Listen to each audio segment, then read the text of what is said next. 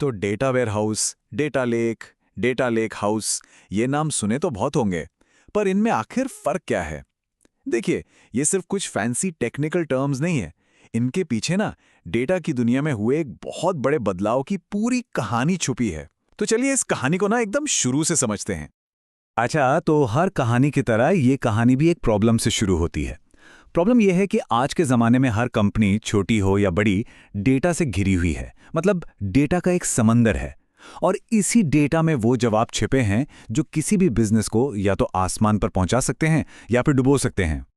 तो इन बड़े बड़े आइडियाज़ को ना थोड़ा आसान बनाने के लिए चलिए एक काल्पनिक ई कॉमर्स कंपनी का उदाहरण लेते हैं।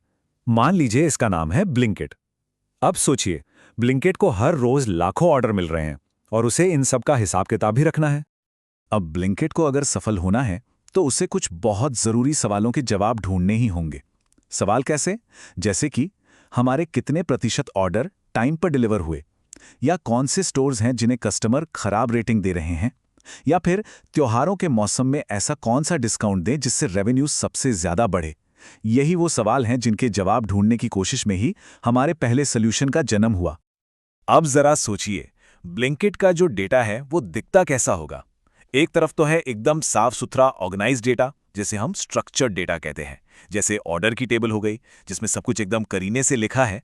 लेकिन दूसरी तरफ है अनस्ट्रक्चर्ड डेटा, मतलब कस्टमर चैट, सोशल मीडिया के कमेंट, सर्वर लॉग्स का एक पूरा जंजाल। अब इस पूरी खिचड़ी में से सीधे सीधे जवाब निकालना, भाई ये तो लगभग नामुमकिन है। तो बस डेटा की इसी उलझन को सुलझाने के लिए जो पहला सबसे लॉजिकल सॉल्यूशन सामने आया वो था डेटा वेयरहाउस। अब वेयरहाउस को समझने से पहले ना एक चीज समझनी जरूरी है, OLTP सिस्टम। आप इसे कंपनी का दिल समझ सकते हैं। ये वो लाइव डेटाबेस है जो दिन रात चौबीसों घंटे चलता रहता है। जैसे ही कोई ब्लिंकिट ऐप पर कुछ खरीदता है, वो सारी जानकारी फौरन इसी OLTP सिस्टम में चली जाती है। तो यहां पर एक सवाल जरूर मन में आता है ना, कि भाई जब सारा डेटा लाइव सिस्टम में है ही, तो हम सीधे उसी पर एनालिसिस क्यों नहीं कर लेते? चलिए समझते हैं कि ऐसा क्यों नहीं किया जाता। इसका सीधा सा जवाब है परफॉर्मेंस। सोच कर देखिए, अगर कोई एनालिस्ट एक भारी भरकम सवाल जैसे मुझे पिछले 5 साल की पूरी सेल्स रिपोर्ट दो, सीधे लाइव सिस्टम पर चला दे तो क्या होगा? ब्लिंकिट का ऐप हर कस्टमर के लिए कछुए की चाल चलने लगेगी, या हो सकता है पूरी तरह से क्रैश ही हो जाए। और कोई भी कंपनी अपने ग्राहकों को ऐसा एक्सपीरियंस तो बिल्कुल नहीं देना चाहेगी। और बस इसी प्रॉब्लम की सॉल्यूशन के तौर पर एंट्री होती है डेटा वेयरहाउस की।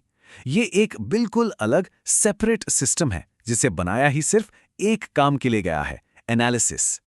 तो सवाल यह है कि ये कच्चा डेटा वेयरहाउस तक पहुंचता कैसे है? इसके लिए एक बहुत ही फेमस प्रोसेस है जिसे कहते हैं ETL।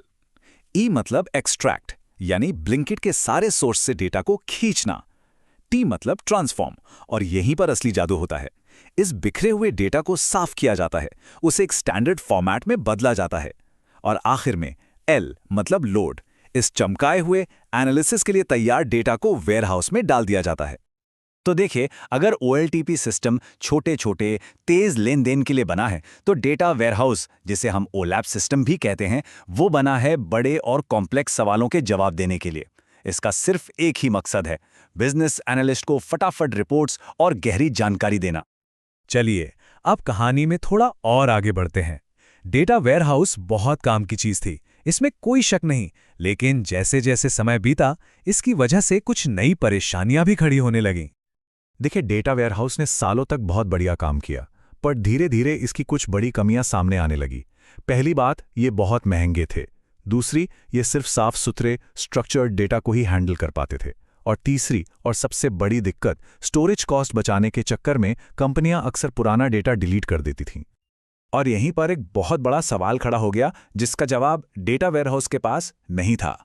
सवाल ये था कि AI और बिग डेटा के इस नए जमाने में उस सारे के सारे कच्चे अनस्ट्रक्चर्ड डेटा का क्या होगा जो दशकों से इकट्ठा हो रहा है। और इसी सवाल के जवाब में एक नया आइडिया सामने आया, डेटा लेक।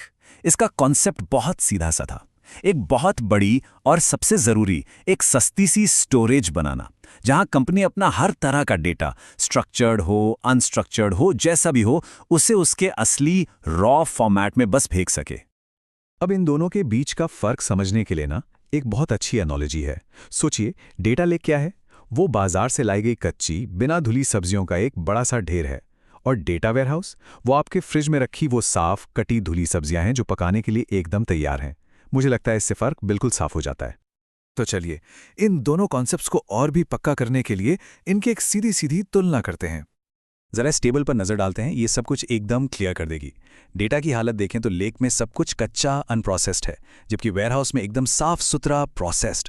लागत की बात करें तो लेक बहुत सस्ता पड़ता है और वेयरहाउस बहुत महंगा। और आखिर में यूजर्स कौन है? लेक को डेटा साइंटिस्ट और मशीन लर्निंग इंजीनियर्स पसंद करते हैं, जबकि वेयरहाउस बिजनेस एनालिस्ट का पसंदीदा टूल है। तो साफ है, दोनों की अपनी अपनी जगह और अपनी अपनी खासियतें हैं। तो अब तक हमारे पास दो अलग अलग रास्ते थे। एक था महंगा और एकदम सलीके से सजा हुआ, और दूसरा था सस्ता मगर बेतरतीब। और बस यहीं से हमारी कहानी के तीसरे और सबसे मॉडर्न हिस्से की शुरुआत होती है। तो फिर सवाल ये उठा कि क्या कोई ऐसा तरीका नहीं है जिससे हम दोनों दुनियाओं की सबसे अच्छी चीजें एक साथ ले आएं? मतलब क्या हम डेटा लेक्स की कम लागत और फ्लेक्सिबिलिटी को डेटा वेयरहाउस की स्पीड और स्ट्रक्चर के साथ मिला सकते हैं? बस इसी सोच ने जन्म दिया डेटा लेक हाउस को। तो डेटा लेक हाउस क्या है? ये एक तरह का हाइब्रिड मॉडल है। ये डेटा को लेक में ही पड़ा रहने देता है, लेकिन उसके ऊपर एक स्मार्ट लेयर लगा देता है जो उसे वेयरहाउस जैसी ताकत और स्पीड दे देती है। और इसका सबसे बड़ा फायदा, डेटा को बार बार ईटीएल करके इधर उधर मूव करने का झंझट ही खत्म। और हाँ, ये सिर्फ कोई थ्योरी या किताबी आइडिया नहीं है। डेल्टा लेक और अपाची आइसबर्ग जैसी टेक्नोलॉजी असल में वो इंजन है जो इस लेक हाउस के सपने को सच कर रही हैं। आज दुनिया की बड़ी बड़ी कंपनियां इन्हें इस्तेमाल कर रही हैं। तो अगर हम संक्षेप में देखें तो हमने अभी अभी डेटा प्लेटफॉर्म्स की 3 पीढ़ियों की पूरी कहानी समझी है। सबसे पहले वेयरहाउस, फिर आया लेक और अब है लेक हाउस। और ये कहानी हमें एक बहुत भी दिलचस्प सवाल के साथ छोड़ जाती है। डेटा की दुनिया तो हर रोज बदल रही है, तो क्या लगता है, क्या लेक हाउस ही हमारी आखिरी मंजिल है, या फिर आने वाले समय में हमें कोई चौथी, बिल्कुल ही नई तरह की जनरेशन देखने को मिलेगी? ये एक ऐसा सवाल है जिसका जवाब तो खैर वक्त ही देगा।